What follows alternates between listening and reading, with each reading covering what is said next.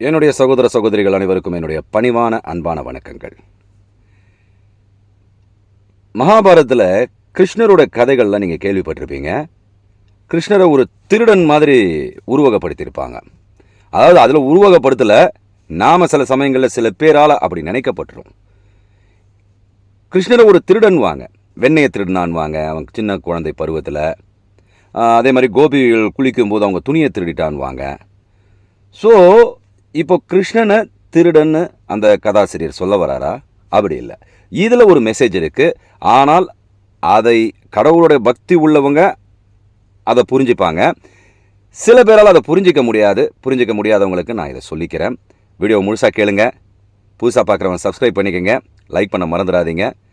உங்கள் கமெண்ட்டையும் பதிவு பண்ணுங்கள். இப்போது கிருஷ்ணரை திருடனா சொல்கிறாங்க அப்படின்னா அவர் திருடனா? கிடையாது. திருடன் என்பது வேறு. ஒருத்தருடைய பொருளை அவருக்கு தெரியாமல் எடுத்தால் அது திருட்டு. ஆனால் அதே ஒரு ஆண்டவன், எல்லாவற்றையும் ஆண்டவன் தன்னுள் வைத்திருப்பவன், ஒருவரிடமிருந்து அதை பற்றினால் அது திருடு கிடையாது. அவனுக்குள் இழுத்துக்கொள்வதுன்னு அர்த்தம். இப்போது கிருஷ்ணனை என்னவா காட்டினாங்க? பரிசுத்த ஆத்மா, பரிசுத்தவானா காட்டினாங்க. அதாவது அவர் மேன்மை, பரமான்மா அவர். அப்படி இருக்கும்போது கிருஷ்ணர் அந்த மாதிரி தான் சொன்னாங்க, இறைவனின் அவதாரம்னு சொன்னாங்க. அப்படி இருக்கும்போது அந்த கதாசிரியர் அவனை திருடன் காட்டுவாரா? ஆனால் அவர் சொன்னதோட உள்ளர்த்தம் என்னன்னு நம்ம பார்க்கலாம். வெண்ணையை திருடுவார். வெண்ணெய் எந்த மாதிரியான நிறம் கொண்டது? வெண்மையானது. ஸோ அந்த ஒயிட்டான நிறம் கொண்ட அந்த வெண்ணையை திருடுறாரு. இதை நல்லா கூர்ந்து கவனிச்சோன்னா, கரைகள் இல்லாத தூய்மையான ஒரு விஷயம் வெண்ணெய். அதில் ஏதாவது போட்டால் தான் கலந்துரும். ஆனால் கரைகள் இல்லாத தூய்மையான விஷயம்தான் வெண்ணெய். நம்ம மனசும் அது போல தாங்க. நம்ம மனம் தூய்மையாக இருந்தால், கெட்ட எண்ணங்கள் இல்லாமல், அடுத்தவன் கெடணும்னு நினைக்காம, அடுத்தவனுடைய மனைவியை பார்க்காம, ரொம்ப தூய்மையாக, நேர்மையாக, உண்மையை மட்டுமே பேசுகிறவனா இருந்தோன்னால் இந்த மனதை கடவுளுக்கு ரொம்ப பிடிக்குமா. அதனால் என்ன பண்ணுவாராம், நமக்கே தெரியாமல் நம்ம மனதை கவர்ந்து அவர்கிட்ட வச்சுப்பாராம். இதில் எவ்வளோ அழகான ஒரு விஷயம் பாருங்கள். நம்ம கடவுளை தேடி போக வேண்டிய அவசியமே இல்லைன்றாரு. கடவுள் அவனே நம் மனதை கவர்ந்து விடுவான்னு சொல்கிறாரு. திருடிக்கொள்வான். நமக்கு தெரியாமல் எடுத்த திருடர் தானே.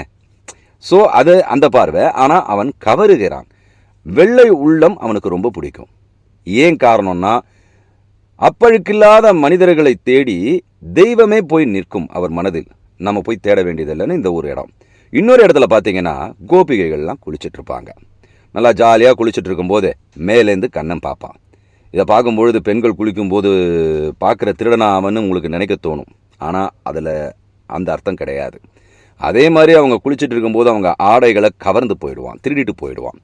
இப்போ இங்கே நம்ம கூர்ந்து கவனிக்க வேண்டிய விஷயம், கிருஷ்ணன் என்பவன் தூய்மையான பரமான்மா. இப்போது அவன் இதை செய்கிறான்னா அதில் ஒரு மெசேஜை நமக்கு கண்டிப்பாக கதாசிரியர் கொடுத்துருப்பாரு.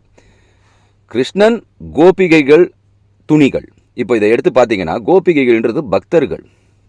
பக்தர்கள் என்ன பண்ணுறாங்கன்னா, நம்ம கடவுளை வணங்குவோம், எல்லாம் பண்ணுவோம். ஆனால் நமக்கு நம்ம உடல் தான்ன்றத அந்த உணர்வை தாண்ட முடியாது.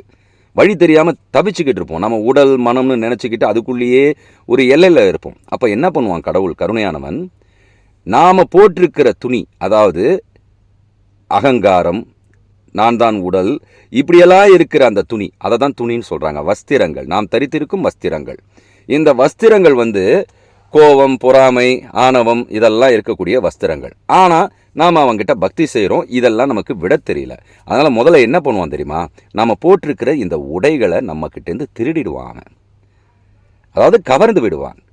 நாம் அகங்காரம் எல்லாவற்றையும் கடந்து, அனைத்தையும் கடந்து அந்த பரிபூரணனை அடைவதற்காக முதல்ல நம்மக்கிட்ட இருக்கிற துணியை உருவிடுவான். அந்த துணியை உருவின பிறகு நம்ம ஆன்மா என்னன்றது நமக்கு புரிஞ்சிடும். அதுதான் கோபிகையர்கள். அந்த ஆன்மா புரிஞ்ச பிறகு அந்த ஆன்மா எங்கேயும் தேடி போக வேண்டியதில்லை. இந்த உடைகளை கலைந்த பிறகு, இந்த உடலை ஒழித்து வைத்த பிறகு, நான் என்ற அகங்காரம் என்ற உடை நீங்கிய பிறகு இந்த ஆன்மா எல்லையற்ற அந்த பரம்பொருளோடு கலந்துடும். இது அழகான ஒரு உதாரணத்தின் மூலமாக பார்க்கலாம். ஒரு கடலில் இருக்கிற தண்ணி ஒரு சின்ன கிளாஸில் எடுத்தோன்னா நம்ம கிளாஸில் இருக்கிற தண்ணி ஆகிடும். அதே அந்த கிளாஸில் இருக்கிற தண்ணியை கடலில் ஊற்றிட்டோன்னா கிளாஸில் இருக்கிற வரைக்கும் அந்த கிளாஸோட தண்ணி நம்மளால் சொல்ல முடியும். ஆனால் அதை கடலில் ஊற்றிட்டோன்னா கடலோடு அது கரைஞ்சிடும். அந்த கிளாஸில் இருந்த தண்ணி எங்கே போச்சுன்னு நமக்கு தெரியாது. அதுபோல் துணிகளை திருடிக்கொண்ட அந்த ஆண்டவன், ஆணவம் என்ற துணிகளை திருடிக்கொண்ட அந்த ஆண்டவன் அந்த ஆண்டவனில் நம்முடைய ஆன்மாவை கரைத்துக் கொள்வான். அந்த பெருங்கடலில், அந்த பரமான்மாவில் இந்த சிறிய ஆன்மா கரைந்து விடும்போது இந்த தனிப்பட்ட ஆன்மா எங்கே இருக்கிறதுன்னு தெரியாது, எல்லாமே ஒன்றாகிவிடும். அதனால தான் நமக்குள்ள இறைவனை நாம் உணர்ந்த பிறகு நிறைய சித்தர்களை பார்த்தீங்கன்னா பித்தர்கள் மாதிரி நமக்கு தெரியும். எந்த மரத்தை பார்த்தாலும் கட்டி பிடிச்சிப்பாங்க. ஆண் பெண்ற பேதம்லாம் அவங்ககிட்டேருந்து போயிடும். எல்லாம் நானேன்ற மாதிரியான ஒரு உணர்வு வந்துடும். பசி எடுத்தால் நமக்கு எப்படி உணர்வு வருதோ அதுபோல் அனைத்தையும் பார்க்கும்பொழுது அதில் இருப்பது நான் தான், என்னில் இருப்பது அந்த பரமான்மான் தான்ற அந்த உணர்வு, மேன்மையான உணர்வு வந்துடும். அதனால தான் இந்த கிருஷ்ணருடைய இதை சொல்லும் பொழுது இப்படியெல்லாம் சொல்லியிருப்பாங்க. யசோதை கிட்ட வாயை பொழந்து காட்டுவார் அவருக்குள்ள பூமி உருண்டை இருக்கும். எல்லாம் தனக்குள் அடக்கம்ன்றதை காட்டுறதுக்காகத்தான் அங்கங்கே இந்த மெசேஜை கதாசிரியர் அழகாக சொல்லியிருப்பார். அதனால் நம்மளுடைய புராணங்களும் இதிகாசங்களும் என்றும் பொய் சொல்வதில்லை. அதில் ஒரு உள்ளர்த்தம் இருக்கிறது. அதை ஆழ்ந்து எந்தவித இடைஞ்சல்களும் இல்லாமல் அடுத்தவன் சொல்கிறான், இப்படி சொல்கிறான், அப்படி சொல்கிறான்னு ஏற்றுக்காமல் நம்முடைய அறிவை, ஏன்னா நமக்குள்ளே தான் அவன் இருக்கான், நம்முடைய அறிவை இயக்குபவன் அவன். இன்னொருத்தரோட அறிவை கடன் பெறாமல் நம்ம அறிவை கொண்டு அது என்னன்றதை ஆழ்ந்து பார்த்தோம் என்றால் அந்த உண்மை நமக்கு விளங்கும். நாம் உண்மையை விளங்கிக்கிட்டு நம்மளுடைய புராணங்களையும் இதிகாசங்களையும் நாம் பாதுகாப்போம். நம்மளுடைய முன்னோர்கள் நமக்காக கொடுத்த எல்லா நன்மைகளையும் நாம் எடுத்துக்கொண்டு வாழ்க்கையை பசுஞ்சோலையாக மாற்றுவோம். நன்றி, வணக்கம், ஜெய்ஹிந்த்.